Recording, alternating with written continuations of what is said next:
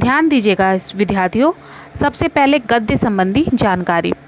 प्रस्तुत एकांकी में जगदीश चंद्र माथुर ने स्त्री शिक्षा के महत्व को दिखाया है।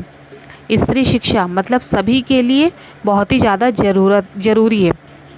समाज के दकियानूसी विचारों पर प्रहार करते हुए लेखक ने नारी सम्मान को महत्व प्रदान किया है। जो हमारे लेखक हैं उन्होंने नारी के सम्मान का महत्व बढ़ाया है। अब ध्यान दीजिएगा, हम अपने पाठ पे आते हैं। यहाँ पे कुछ पात्र हैं, अब उन पात्रों के नाम मैं आपको बता रही हूँ, तो ध्यान दीजिएगा। उमा सुशिक्षित युवती है। रामस्वरूप उमा के पिता हैं। प्रेमा उमा की माँ है। शंकर युवक है। गोपाल प्रसाद शंकर के पिता हैं। और जो रतन है वो रामस्वरूप का नौकर है। समझ में आया यहाँ पे आपको पात्र। अब आगे बढ़ते हैं।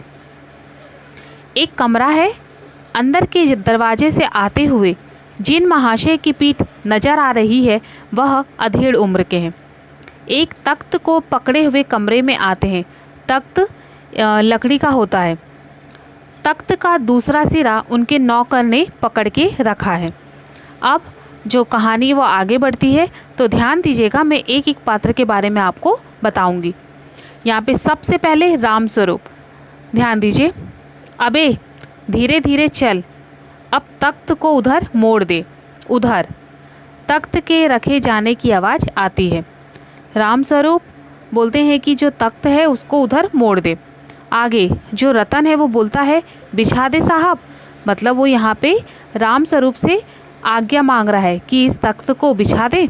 रामस्वरूप जरा तेज आवाज़ में बोलता है, और क्या करेगा, परमात्मा के यहाँ अकल बट रही थी तो तू देर से पहुँचा था क्या? बिछा दूँ साहब, और यह पसीना किस लिए बहाया है? तो यहाँ पे जो रतन है वो ही करके हंसने लगता है। आगे ध्यान दीजिएगा। रामस्वरूप दरी उठाते हुए, और बीबी जी के कमरे में से हारमोनियम उठा ला और सितार भी। जल्दी जा। रतन चले जाता है। अब यहाँ पे पति पत्नी तख्त पर दरी बिछाते हैं। आगे ध्यान दीजिए। प्रेमा, लेकिन वह तुम्हारी लाडली बेटी उमा तो मुंह फुलाए बैठी है। तो यहाँ पे रामस्वरूप बोलते हैं क्यों, क्या हो गया? तो प्रेमा बोलती है तुम्ही ने तो कहा था कि उसे ठीक ठाक करके नीचे लाना। तो यहाँ पे रामस्वरूप बोलते हैं अरे हाँ देखो, उमा से कह देना कि जरा करीने से आए। यहाँ पे करीने का जो मीनिंग होता है वो है तरीके से आए। ये लोग जरा ऐसे ही हैं, खुद पढ़े लिखे हैं, वकील हैं, सभा सोसाइटियों में जाते हैं, मगर चाहते हैं कि लड़की ज़्यादा पढ़ी लिखी ना हो।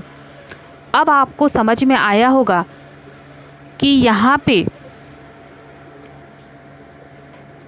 उमा को देखने के लिए लड़के वाले आ रहे हैं, लेकिन वे शिक्षित युवती नहीं चाहते हैं, उन्हें कम पढ़ी लिखी लड़की चाहिए।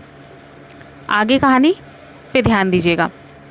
तो प्रेमा बोलती है और लड़का? तो रामस्वरूप बोलते हैं बाप शेर है तो लड़का सवा शेर। बीएससी के बाद लखनऊ में ही पढ़ता है, मेडिकल कॉलेज में।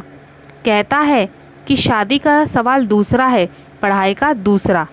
क्या करूं, मजबूरी है।